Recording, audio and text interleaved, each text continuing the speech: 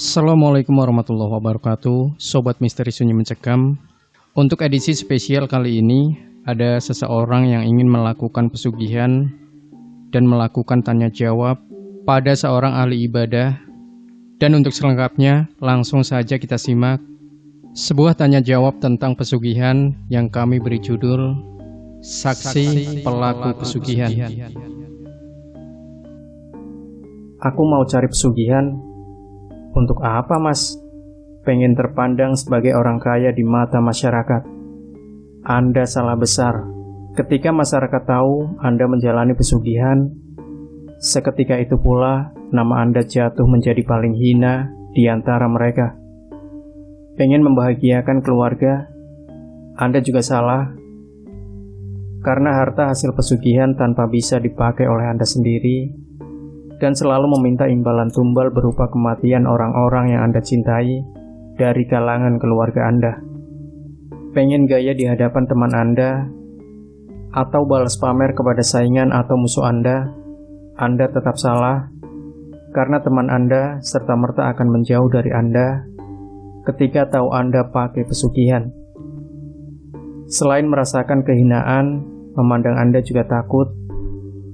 Jangan-jangan nanti dijadikan tumbal. Apalagi saingan atau musuh Anda ketika tahu Anda pakai pesugihan, itu jadi senjata utama dia untuk menghancurkan Anda di mata semua kolega Anda. Cukup dengan mengabarkan bahwa Anda pakai pesugihan, maka nama Anda serta-merta rontok. Tak ada kebaikannya sama sekali. Orang yang menjalani pesugihan adalah orang yang terbukti egois, tega mengorbankan orang yang tercintanya hanya untuk memenuhi keinginan syahwatnya, keinginan untuk hidup enak tanpa kerja, memiliki uang banyak tanpa kerja, agar dengan uang itu dia bisa memenuhi apapun keinginan nafsunya, memuaskannya, tanpa mempedulikan penderitaan orang yang ditumbalkannya. Padahal yang dijadikan tumbal itu biasanya anaknya, bayi yang dikandung istrinya, bayi orang lain, istrinya atau suaminya, atau orang tuanya, atau saudara dekatnya. Pokoknya orang-orang yang mestinya dia rawat, dia sayangi, dia cintai. Kenapa selalu orang-orang yang dicintai? Karena iblis bermaksud memastikan si pelaku pesugihan itu, kalau sama orang tercintanya saja dia tega membunuh dengan cara ditumbalkan, tentu dia akan lebih tega lagi membunuh orang lain yang bukan orang terdekatnya. Pendeknya, orang yang menjalani pesugihan sudah dipastikan gagal dunia. Tak ada kemuliaannya sedikit pun di mata keluarga dan masyarakat. Bahkan jika masyarakat tahu ada seseorang yang ditumbalkannya, serta-merta mereka akan menuntut agar si pelaku pesugihan dihakimi bersama.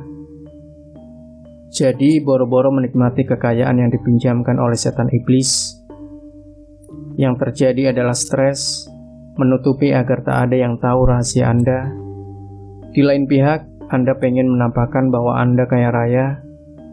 Kalau Anda sembunyi, maka tak ada yang tahu kalau Anda kaya. Kalau Anda pamerkan kekayaan Anda, maka akan ketahuan Anda punya pesugihan. Jadi langsung final deh penderitaan Anda. Sambil terus menunggu masa tenor pinjaman kekayaan Anda kepada iblis, yaitu hari yang telah disepakati oleh iblis dan pelaku pesugihan untuk menyerahkan dirinya sendiri kepada iblis, berpindah ke alam jin dengan cara mati mengenaskan, untuk kemudian di alam jin sana dia menjadi budak iblis yang harus bekerja tanpa imbalan untuk mengembalikan pinjaman yang diberikan iblis dahulu di dunia manusia. NB, kalau Anda mau tahu super rentenir sejati, ya iblis dan kawan-kawannya itu. Mereka pinjamkan harta kepada manusia yang tergoda hatinya dengan kemewahan, dan bayarannya adalah nyawa para tumbalnya yang tak bisa dinilai dengan uang.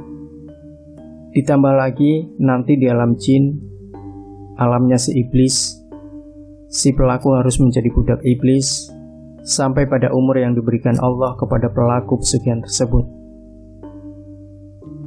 Kalau umur si pelaku sudah habis, malaikat Israel datang ke tempat dia bekerja sebagai budak iblis mencabut nyawanya dengan kasar hingga penderitaan sakaratul maut datang padanya, kemudian mati, apakah selesai penderitaannya?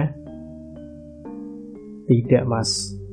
Justru itu merupakan saat dimulainya kesengsaraan abadi, diawali dengan siksaan kubur yang meremukkan tulang dan menghancur leburkan tubuh manusia. Selama hari kiamat belum tiba, selama itu pula dia menjalani siksa kubur tanpa pembela, tanpa tempat berlindung dari siksaan, tanpa saat istirahat. Ketika kiamat tiba, apakah selesai penderitaannya? Tidak. Kiamat adalah saat berpindah dari siksaan kubur ke alam akhirat, di mana pelaku pesugihan mendapatkan siksaan yang jauh lebih mengerikan, dengan masa siksaan yang jauh lebih lama, yaitu siksaan neraka yang kekal abadi selama-lamanya. Dan tidaklah diringankan siksaan atasnya. Pelaku pesugihan adalah budak setan, jadi termasuk yang masuk neraka tanpa hisab, tanpa harus dihitung amalnya, karena semua amal baiknya tidak ada yang tertuju demi keridhaan Allah, hingga tak dicatat sebagai amal yang berpahala di sisi Allah. Sedang amal buruknya menggunung karena membunuh mengorbankan orang lain sebagai tumbal demi kesenangan nafsunya sendiri. Di akhirat, orang-orang yang ditumbalkannya menuntut balas atasnya, dan semua balasan disempurnakan di akhirat ini sesuai kadar kejahatan yang dilakukannya di dunia. Diberitakan oleh Allah bahwa nanti di akhirat si pelaku pesugihan macam ini protes karena dia melakukan semuanya ini karena bujukan setan. Kemudian setan, misalnya nama setannya Ki Jonggol Boyok, yang dituduh membujuknya itu mengelak, "Salah kamu sendiri, kenapa mau aku bujuk?" Kemudian dikatakan kepada mereka berdua, si pelaku pesugihan dan setan itu, "Janganlah kalian bertengkar di hadapan Allah. Sesungguhnya kalian berdua sama, tidak beriman kepada Allah. Maka masukilah oleh kalian berdua neraka sebagai balasan kekafiran kalian dan kejahatan kalian, berupa api yang kekal kalian di dalamnya. Tidak diringankan sedikitpun siksaan atas kalian. Yang demikian itu adalah berita yang dahulu selalu kalian perolok-olokan sebagai hanya cerita bohong saja. Hari ini kalian akan merasakan sendiri neraka yang dulu kalian tidak percaya, dan akan kalian dapat bahwa siksa itu benar-benar ada. Janganlah kalian ikuti langkah-langkah setan, karena sesungguhnya dia adalah musuh yang nyata bagimu, dan sesungguhnya janji-janji setan adalah kebohongan belaka." Jadi Mas, teman-teman tentu mencegah Anda melakukan itu semua justru karena teman-teman sayang pada Anda. Beruntung sekali Anda bertanya di forum psikologi.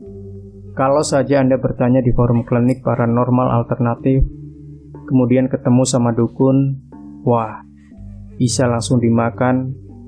Karena orang-orang yang pengen jalan pintas tanpa mau sedikit usaha selalu menjadi makanan empuk para calo pesugihan yang didominasi oleh dukun dan paranormal. Kalau Anda mau kaya, mintalah pada Allah, sebagaimana dikemukakan Mas tanda tanya yang ada 10 langkah itu loh. Kenapa? Karena Allah Maha Kaya, Mas. Kalau cuma ngasih Anda 1 miliar, 2 miliar, itu tentu sangat mudah bagi Allah. Bahkan semua yang ada di dunia ini milik Allah, termasuk semua kekayaan yang dimiliki iblis, yang mau Anda mintai tolong lewat pesugihan itu. Semuanya milik Allah. Hanya saja kalau Anda minta ke iblis, dia selalu punya syarat yang syaratnya menentang Allah, mengingkari Allah, menjerumuskan diri ke dalam kesengsaraan, berbuat dosa besar dengan membunuh atau menghina agama dan lain-lain. Kalau Anda minta ke Allah, semakin Anda banyak meminta, memohon dan berdoa kepadanya, Allah makin sayang. Dan hebatnya lagi, Anda pasti diberikan sukses di dunia, ditambah kesuksesan langgeng di akhirat. Allah tidak pelit, Allah tidak tuli, Allah Maha Pemurah. Maka sampaikan keinginan Anda kepada Allah. Kata Allah, Ud'uni astajib lakum. Mintalah, berdoalah padaku, pasti aku kabulkan untukmu. Kalau Anda merasa pernah melanggar larangan Allah dengan berbuat kesalahan yang besar, atau selama ini Anda jauh dari Allah, tidak mempedulikan Allah, atau malah selama ini Anda memusuhi Allah, atau memusuhi orang yang disayangi Allah, maka istighfar, mohon ampunlah pada Allah. Allah tidak akan memarahi Anda, melainkan jadi mencintai Anda. Yang terbaik bukanlah orang yang tak pernah berbuat salah, melainkan orang yang apabila berbuat salah, dia segera memohon ampun kepada Allah, serta menyadari kesalahannya. Adakah yang mengampuni dosa manusia selain Allah? Dan bersegeralah menuju ampunan Allah, dan surga yang luasnya seluas langit dan bumi, yang disediakan bagi orang-orang yang meyakini bahwa hanya Allah lah Tuhan tempat dia berlindung, dan memohon pertolongan berupa kekayaan, kesejahteraan di dunia dan akhirat. Apakah benar Allah akan berikan kekayaan jika kita lakukan 10 cara sebagaimana saran Mas tanda tanya? Bukan saya yang menjamin, tapi Allah sendiri bilang, siapa saja yang bertakwa kepada Allah, maka Allah akan ciptakan baginya jalan keluar dari segala permasalahan hidupnya, dan akan memberikan rizki, berkah kekayaan dari arah yang tidak mereka sangka-sangka. Jadi, lupakan pesugihan, lakukan saran Mas tanda tanya, dan coba rasakan.